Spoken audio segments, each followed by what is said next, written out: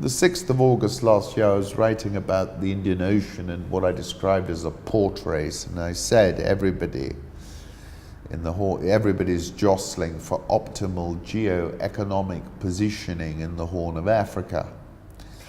And Kobo 3 has written a great article in the East African, Fasten Your Seatbelts, the East African century is already upon us. Let me give you a few comments from this rather lengthy and very, very good article. He's interviewing Mr. Joshua Oigara, the CEO of KCB, and he says to Kobo, if it does a few right things, Uganda can feed China, he said. Let's think about that.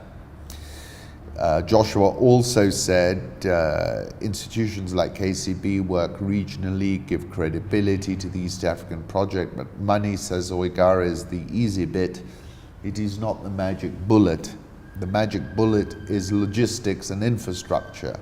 You can have a free market, yes, but it will come to nothing if you can't move goods and services at all, or at speeds and costs that are competitive.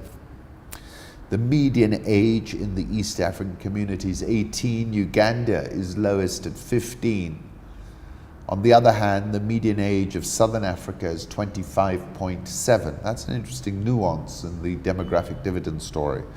Eastern Africa is also one of the fastest growing economies in the world. Today, Eastern Africa is a consumer market of 457 million people.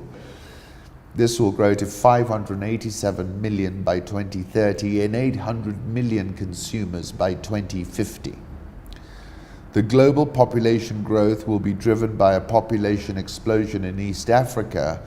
We shall still be having 4 babies per family for most of this century. Then the world's top most populous nations, Nigeria will rank 3rd with 793 million. This must be 2100. DR Congo 5th, 379 million. Tanzania 8th, 303 million. Ethiopia 9th, 250 million. Uganda 10th, 213 million. Kenya 142 million. So while by 2100 the world will be African, home to more than 1 in 3 people, Africa itself will largely be East African.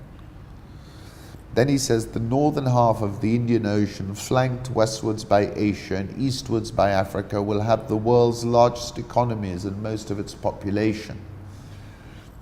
The Indian Ocean, which already accounts for half of the world's container traffic, will be by far the most decisive trading waterway in the world. Indian Ocean Grand Zone needs an organizing principle. China's answer for an organizing principle is the One Belt, One Road initiative. Race is not just from military bases. There is another track where nations are competing to be the regional and, in general, African logistics hub. For now, Djibouti has a leg up. In the EAC, Kenya and Tanzania continue to bulk up their Mombasa and Dar ports. The most ambitious initiative is the Bagamoyo port, with the $10 billion undertaking partly funded by the Sultanate of Oman's Sovereign Wealth Fund and China's Exim Bank. Tanzania is also working on the Msambweni port and railway corridor to be built from Tanga.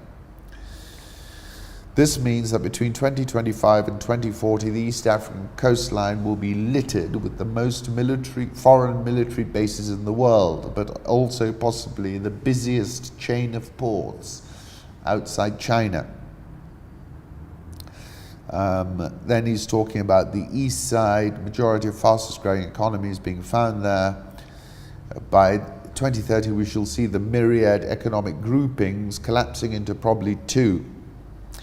Consider what is happening at Ethiopia's border with Kenya. Abiy himself and Oromo has pursued a sometimes controversial pacification of the Oromo, who have long opposed the regime in Addis and brought it to its knees in early 2018. The Oromo regional state covers nearly all of Ethiopia's border with Kenya.